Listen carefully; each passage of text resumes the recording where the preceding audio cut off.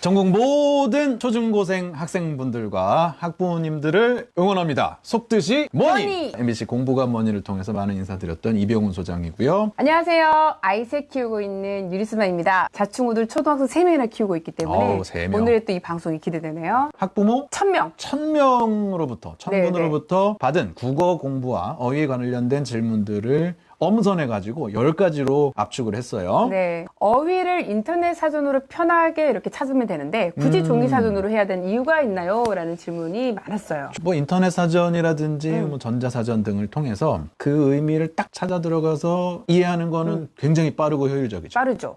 근데 문제가 뭐냐면 꼭 공부에 있어서 효율성만이 다는 아니다. 그 단어의 의미도 물론 중요하지만 그 주변에 비슷한 단어들의 의미도 좀 찾아보고 그 단어에 관련된 정보도 충분히 읽어보려면 종이사전을 사용하는 것이 월등하게 공부 효과 면에서는 좋다라는 게 예전부터 제가 공부법 강의를 할 때 학생들한테 말씀드렸던 사항이에요. 네. 아이가 갑자기 모르는 단어를 엄마 이렇게 물어볼 때 있어요. 딱 설명해주기 어려운 걸 갑자기 물어볼 때 있어요. 답안사에다가 무슨 뜻일 것 같으세요? 처음 들었을 때 다 뭐라고 생각하셨어요? 많이 일어난 그렇죠. 일. 네. 마늘따라고 보통 대부분 생각을 하는데 여기서 다는 다과의 다. 왜요? 차. 차? 티. 마시는? 티. 그 다예요. 네. 반은 뭘 것 같으세요? 햇반의 반, 밥 에? 반입니다. 밥 반. 진짜죠? 의외죠. 네. 그래서 이게 차 마시고 밥 먹듯이 늘 일상적으로 있는 일이라는 뜻이 다반사예요. 근데 이런 단어를 자녀분이 엄마 다반사가 뭐예요? 그럼 우리는 어떻게 설명하죠? 자주 일어나는 일이야. 자주 일어나는 일이야. 많이 늘 일어나는 있는 일이야. 많이 일어나는 네네네. 이렇게 설명하잖아요. 맞아요. 근데 사실은 차 마시고 밥 먹듯이 늘상 있는 일이야라는 그 내재적인 의미는 우리가 몰랐던 거죠. 그 단어가 내포하고 있는 정확한 의미가 뭔지를 알려면 사전을 찾아봐라. 찾아봐야겠네요. 또. 제가 공부가 뭐니에서도 국어사전을 꼭 식탁에 놓고 함께 부모님과 찾아보는 걸 말씀드렸었거든요. 네. 그런 거. 내가 아는 단어는 물론 설명을 해주겠지만 네. 정확한 의미를 내가 모른다라면은 부모님이 사전을 같이 찾는 습관을 들여주시는 게 최고가 되겠습니다. 사회나 과학을 공부할 때요.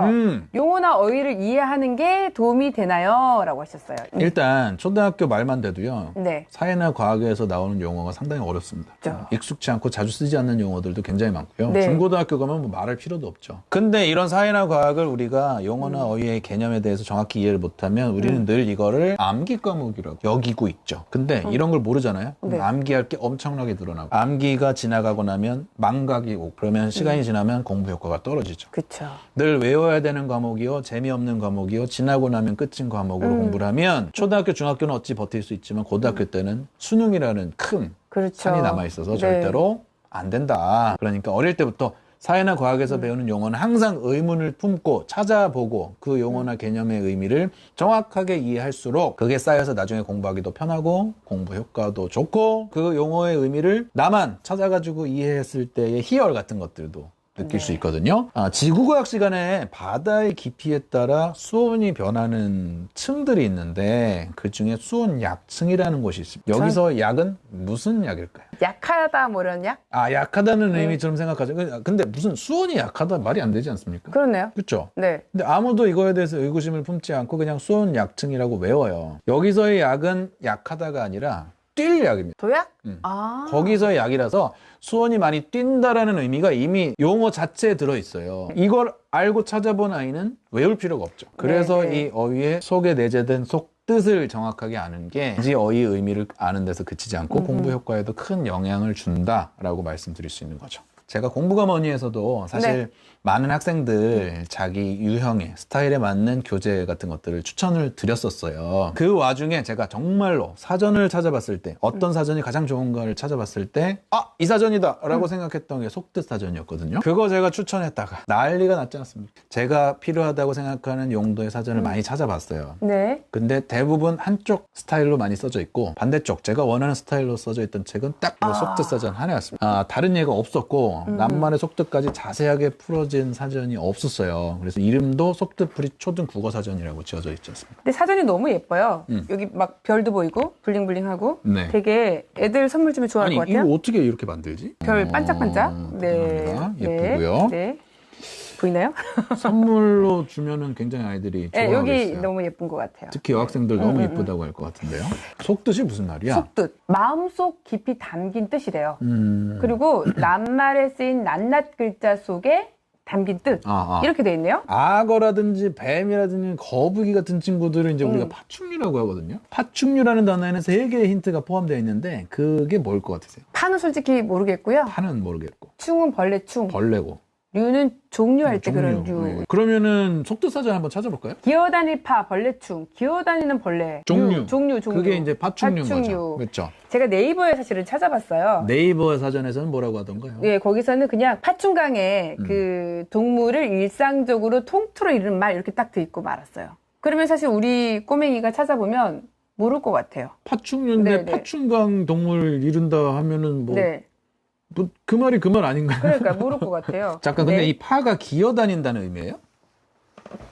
네. 뭐 기어다닐 파, 네. 벌레충, 무리류. 그러니까 3가지 힌트가 들어가 있는 거거든요. 그렇네요. 네, 어. 힌트가 들어가 있어요. 그래서 이 3가지 의미 힌트, 내부의 속뜻을 알면은 파충류란 걸 딱 떠올렸었다. 기어다니는 모양으로 움직이는 어떤 동물의 종류구나라는 게 맞아요. 이제 딱 들어오는 거죠. 근데 요 책은 그렇다 치고 요거는 뭐죠, 요거? 중학생 이상이 된다 그러면 큰 사전, 7만 단어 정도 된 속뜻 사전을 좀 보시는 걸 추천드리고 싶고, 초등학생은 이제 3만 단어 정도 수록된 요 작은 초등학생용 사전을 추천드리는데, 네. 이것만 잘 아셔도 3만 단어 수준만 잘 아셔도 충분하지 않겠냐? 부록 목차가 9가지나 있어요. 9가지. 네, 9가지. 속담도 있고요. 관용어도 있고요.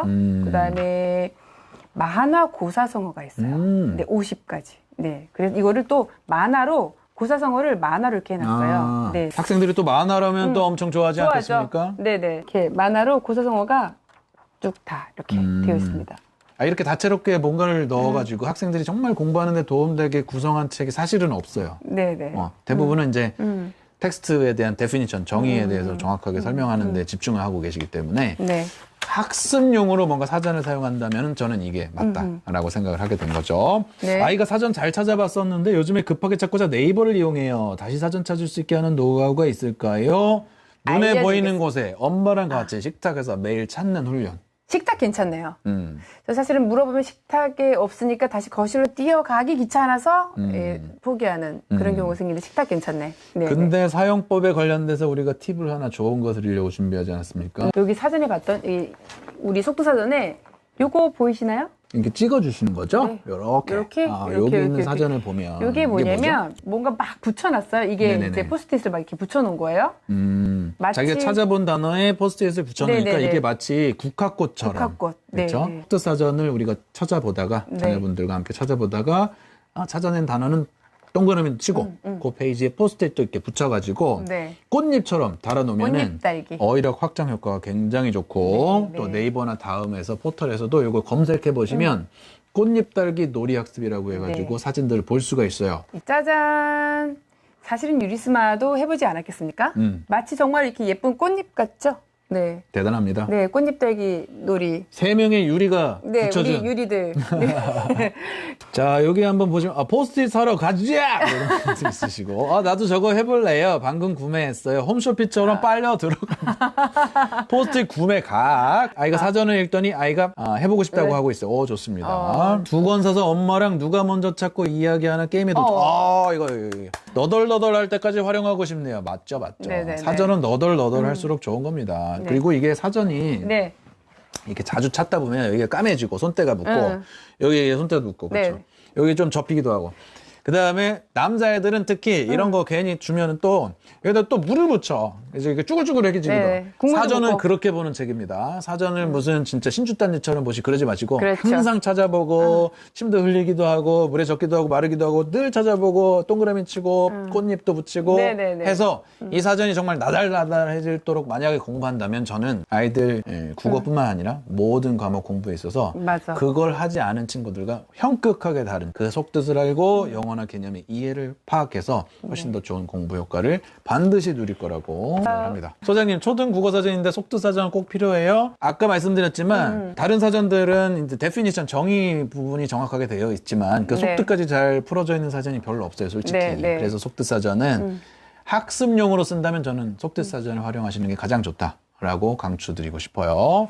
우리나라에도 이제 모든 학생들이 이렇게 좀 자기 사전을 가지고 속 시원하게 공부하게 되기를 바라고요. 네. 속뜻이 풀이된 국어 사전을 가지고 뜨거운 마음으로 공부할 수 열심히. 있다면 우리나라에서도 노벨상 수상자 나오지 않겠느냐. 많이 나와겠죠? 네, 많이 나오지 네네네. 않겠느냐 이런 생각을 하게 됩니다. 근데 제가 이 속뜻 사전을 이렇게 오늘 추천까지 드리고 방송에서도 아무런 그런 이해관계 없이도 이걸 쓰신 교수님의 어떤 피와 땀 같은 것들이 잘 배어 있어서 추천을 드렸고요. 이 코로나19 시대의 가정학습 중요도가 매우 올라가고 있습니다. 우리가 그냥 주먹구구로 아이들을 가르치다 보면 하루나 한 달은 괜찮을지 모르지만 그게 1년, 2년이 됐을 때는 어떻게 공부했느냐, 어떻게 공부시켰느냐가 큰 차이를 불러올 것 같아요. 네. 전 과목 학습을 하는 데 있어서 어떤 가정교사 역할, 그리고 엄마를 대신해서 정확한 의미를 이해할 수 있는 교재로서 저는 이 속뜻 사전이 선물이자 보배가 아니냐 생각이 되고요. 유리스마님 같이 진행했는데